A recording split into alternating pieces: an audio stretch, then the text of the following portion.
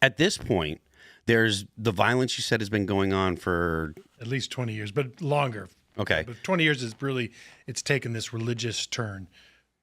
Okay. So who were the groups involved? You said the Fulani tribes. Yeah, the primary driving force of the killing of Christians in Nigeria is the Fulani tribe. They're a radical Islamist tribe that practice a Saudi Arabian So they're Sunnis. Sunni form of Islam that is the same ideology of ISIS, that is the same ideology of Boko Haram, and they have declared that Nigeria is theirs for the taking, and Allah has given them Nigeria, so they feel that they can do whatever they want to grab that land, and so they've just been running unimpeded for the last 20 years. I call it death by 1,000 attacks. So it's not like a giant army going in and taking over major cities, but systematically over time, they move in. They're not indigenous to Nigeria, but they move in, they grow the population, they gain political power. Once they have the political power, then the killing starts. And then once they have the political cover in these northern states, then they start going after more land and more villages and start doing the killing. And this is why hardly anybody talks about it, because they have the political cover, even within the Nigerian government, to go do these killings and run around on just killing unimpeded.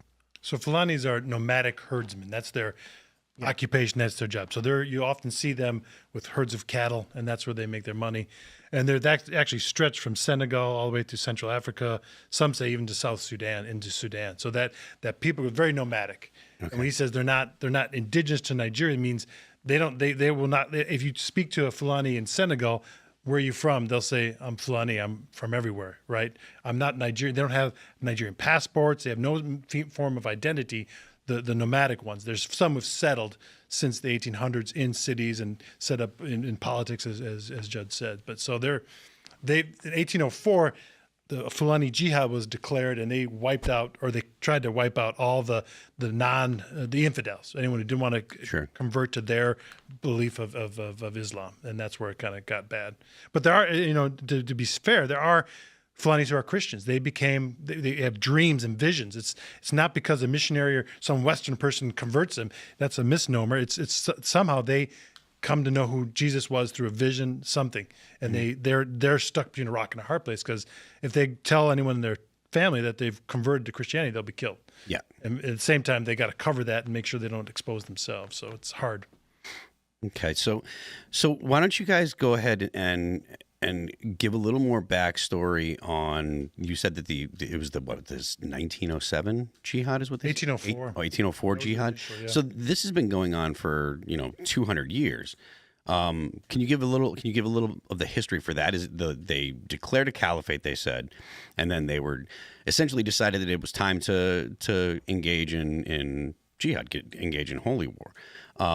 How is it that how have they been trying to carry out the jihad, and why has it kicked up in the past 20 years, or has it kicked up in the past 20 years? Is it just that the information gets out more readily because of the internet? I don't imagine that there's a lot of people, or that 20 years ago there were a lot of people with internet capable phones. That's something that came in the past 10 years, if it is out there, because I know that Facebook was doing a lot to try and bring the internet to people in Africa, and they were spending a lot of money, and they were giving out phones and building infrastructure, and in the phones they had Facebook built in.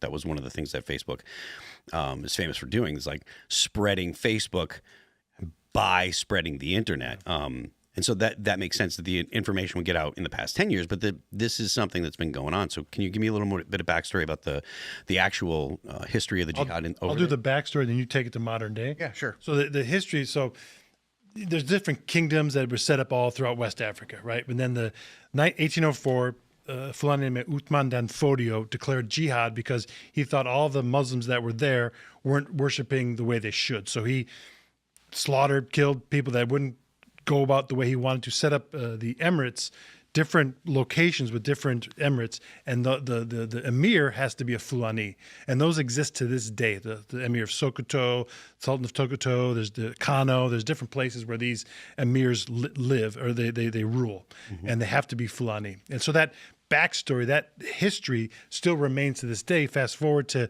Nigeria independence, we celebrated October 1st, 1960. The British came in late 1800s. They were just taking slaves, they were taking the resources and then exporting them. But they worked with the tribal groups to try to rule by exemption. They weren't there in the country, or they were there, but they ruled through these leaders. And the Fulani had that sort of central system, the emir, the sultan. So they figured out, let's use them to rule and to take this further into the south. And then that's how, to this day, Judd will talk more about that, how it became today. But to this day, Fulanis are in power strategically to rule. And 36 states in Nigeria, 12 of them are allowed to practice Sharia law, which is against the Constitution. You're not supposed to have an opposing political belief, but they're allowed 12 states because those are in the. Is the Nigerian Constitution similar to the United States, or is it patterned after? Patterned after. Okay. Yeah. They started with the parliamentary system in 1960, but then by 3 years later, they decided to become a republic and copy the U.S. Constitution. So 3 houses of government. Yeah. Okay. Yeah. So continue to what's going on now. Is 9/11, 2001 in Nigeria. They executed a major attack, killing over 1,000 Christians in one swoop. And that was kind of their mark in the sand that the jihad is starting again. Mm-hmm. And ever since that, so we say over the last 20 years, they have been actively moving and systematically been restarted the jihad and conquering territory. During the British, there was peace. There's really peace amongst all the tribes, and because they kind of kept order. But go to 9/11, 2001, 1,000 Christians get killed, and then systematically moving. So that was right after 9/11, but was it like on the same day? Same day. Oh, really? So they did it in conjunction. Exact same day in conjunction. Okay. And that's another thing no one talks about. Major attack happened, 1,000 Christians died in Nigeria, got no attention whatsoever, no notice. Mm-hmm. But ever since then, they have elevated and continued their jihad and continue to get more political power. And now we're to the point where the last 3 presidents of Nigeria have been Muslims, and the vice presidents have also been Muslims, Muslim tickets. And is Nigeria a Muslim majority country now? No, it was, but no, it's still Christian majority. Okay. You could ask people, they say, oh, it's 50-50. That's just a general thing. But right. If you ask Christians, they'll say they're actually more Christians than Muslims. So it's actually majority, but the last 3 election cycles have been Muslim tickets. And that has allowed, I say, political cover for these terrorists to run around the country unimpeded with AK-47s and all sorts of other military-style weapons going around and doing killing, while Nigeria's a country that banned guns. Oh, okay. Yeah, to have a gun in Nigeria, you have to register it, and typically it's for hunting. You can't, if you use it on a human, even if you're defending your house, someone's coming in, you shoot them, you could go to jail. Mm-hmm.